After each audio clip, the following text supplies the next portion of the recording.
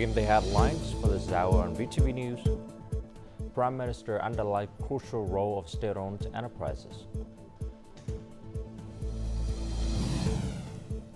And advancing Vietnam-Australia relations to unprecedented heights.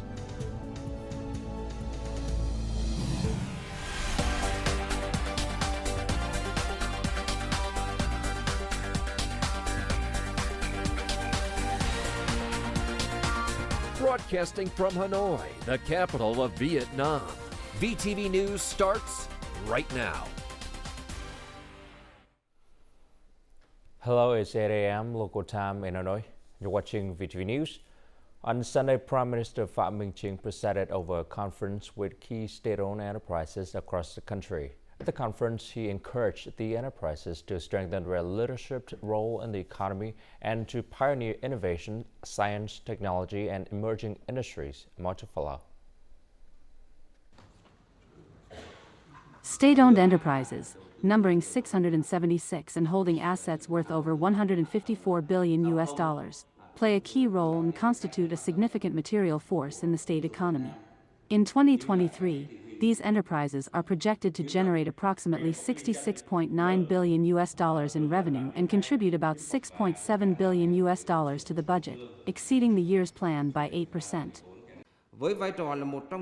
As a leading state-owned entity in port operations and logistics, the corporation has set high goals for 2024. We are dedicated to modernizing Vietnam's seaport infrastructure, promoting sustainability, and driving digital transformation in line with global trends.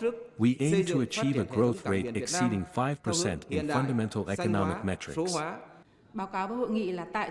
In January, Vietnam engaged in significant bidding activities in Indonesia, submitting bids for a total of 500,000 tons.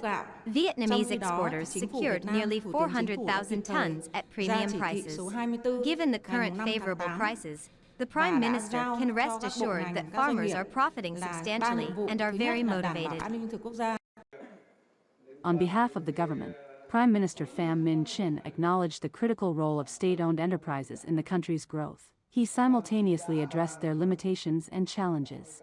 The Prime Minister assigned these enterprises specific tasks, such as brand development and the comprehensive resolution of their weaknesses and struggling projects. The message I want to convey today is that state-owned enterprises must play a pioneering role in innovation, science, technology, and emerging industries, thereby diversifying markets, products, and supply chains. Collaboration with foreign and private corporations should be enhanced to create value chains rather than operating in isolation, especially within the current context of integration. Furthermore, the Prime Minister encouraged ministries, branches, and localities to proactively assist businesses by quickly resolving their challenges and nurturing growth opportunities. The Prime Minister expressed confidence that state-owned enterprises would demonstrate a sense of responsibility and patriotism, meeting the expectations and trust of the party, state, and people. During a meeting with the Phu Yen Provincial Party Committee on Saturday as part of his business trip to the South Central Coastal Provinces, National Assembly Chairman Vương Đình Huệ encouraged Phu Yen Province to plans for its development into a blue economy hub in the Central Coastal regions. This development would be under the provincial master plan until 2030 with a vision to 2050 and would focus on the digital economy, green energy industry, high-quality tourism and services, high-tech agriculture, and maritime transport and logistics. Phu Yen has significant potential for renewable energy, including wind and solar power and new forms of hydrogen energy and green ammonia. The province is encouraged to find innovative solutions to attract investment in the fields of metallurgy, refining, petrochemicals, and shipping.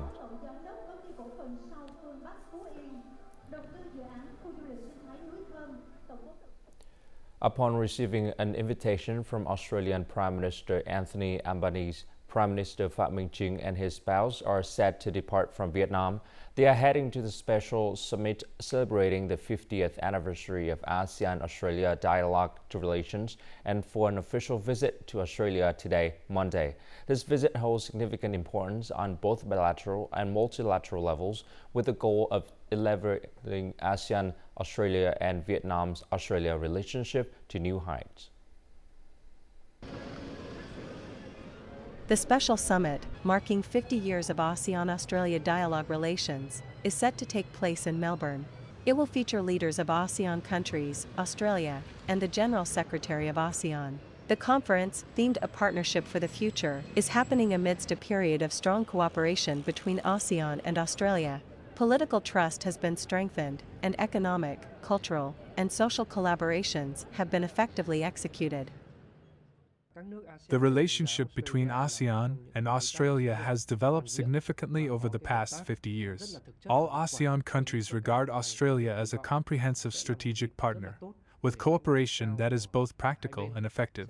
Therefore, this high-level conference is expected to provide an opportunity for senior leaders from both sides to reflect, make an overall assessment, and establish visions and specific directions for further cooperation.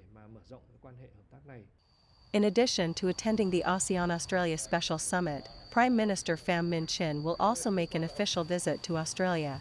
Currently, Australia is Vietnam's 7th largest trading partner, and Vietnam is Australia's 10th largest. Bilateral trade volume last year almost reached $14 billion.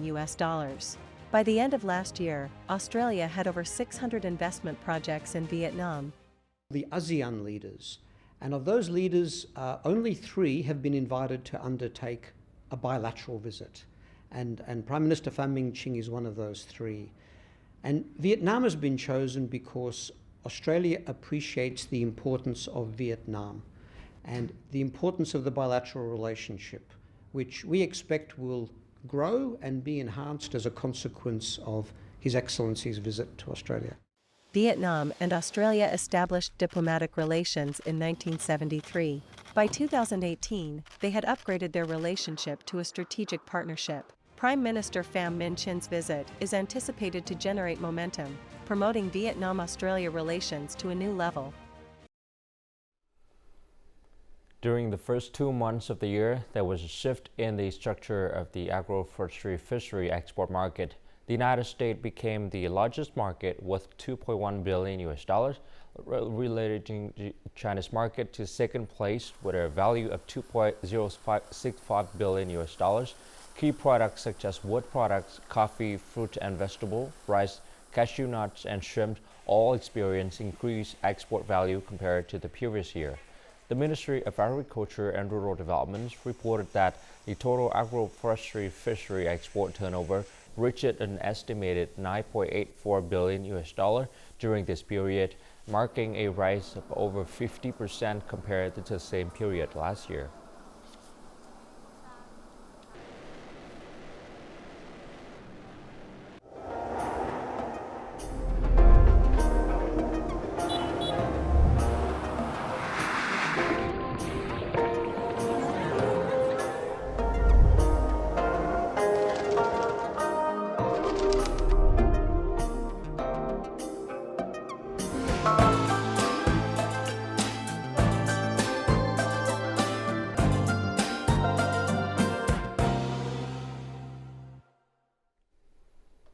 The Standing Committee of the Ho Chi Minh City Party Committee and the Party's Civil Affairs Committee of the Ministry of Science and Technology convened a conference to sign a work program. The aim is to strengthen cooperation in directing and operating scientific activities in the city from 2024 to 2028. This program aims to implement tasks and solutions outlined in the National Assembly approved Resolution 98. These resolutions pertain to piloting specific mechanisms and policies for the development of Ho Chi Minh City. The city plans to develop and apply testing mechanisms and policies for new products, services, and business models. This will be based on scientific, technological, and innovation achievements that are currently unavailable under its regulations. Furthermore, it plans to build and implement the organizations and operation model of the City Creative Startup Center according to international practices.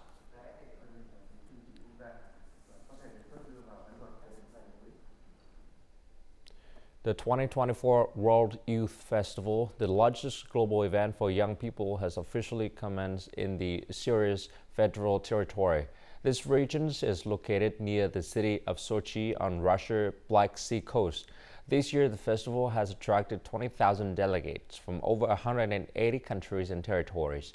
Among them, over 100 delegates are from Vietnam Youth Union. More to follow. This year's World Youth Festival is organized by the host country, Russia, aiming to connect dynamic young individuals to aid future global developments. The opening ceremony, featuring narratives of love and youthful endeavors, left a profound impression through performances by artists from various countries. During the online opening ceremony, Russian President Putin emphasized the absence of borders or barriers among the youth. Tens of thousands of young people from all over the world have come here. What a wonderful atmosphere of solidarity. They greet each other, make friends, and exchange contacts. I believe that this is the birth of a new generation where unity is a common goal. This year's festival hosts 20,000 young people, approximately half of whom are foreigners. They represent various fields, including business, technology, science, education, culture, sports, and media. The festival's diverse activities foster interactions among the youth. I'm happy to be here and make friends from all around the world. This is also a chance to learn, exchange cultures, and discuss heated global issues. This is a very meaningful activity for young people, providing them the opportunity to realize their abilities. It is truly impressive to take part in an event like this and meet young people from 188 countries. Almost 7 years after the 2017 World Festival of Youth and Students, the Olympic Village in Sochi is once again pulsing with the spirit of youth from diverse nations, cultures, and races. From this platform, young people of all backgrounds can unite to build a future together, reflecting the theme of this year's festival. The preservation and enhancement of sustainable, intangible cultural heritage are closely tied to community involvement. There's 54 ethnic groups forming a vibrant heritage mosaic across the countries. The effectiveness and sustainability of conservation efforts depend on the commitments of artisans and locals. Now let's see how ethnic communities from different regions are preserving their cultural heritage in the following story. Banar female gong team in remote Yapa district, Gia Lai province. Driven by their passion for the captivating melodies of the gong rhythm, a group of women have formed a Banar all-female gong team consisting of over 50 members. They participate in performances in various locations. Despite exhaustion, pain, and difficulty holding the gong, I practice playing it diligently. Whenever there's a village event, we organize gong performances. Banar women have revitalized the grandeur of gong melodies. The gong performance adds vibrancy to the province. Gia Lai could host more festivals like this. In Iabok Commune, Kukun District, Daklak, more than 30 Ede ethnic students participate in weekly workshops. They learn to craft and play their traditional bamboo musical instruments, which include traditional and improved designs for superior quality and aesthetics. In Điện Biên Province, home to 19 ethnic communities, the incorporation of folk songs, dances, and ethnic instruments into the new general education curriculum has significantly inspired the youth. By allowing the community to draw from their own needs and their perceived identity, we can preserve the core and spirit of our heritage. The active participation of the community, particularly the younger generation, is considered the driving force that brings vitality to our national cultural heritage. And now let's continue with the weather forecast.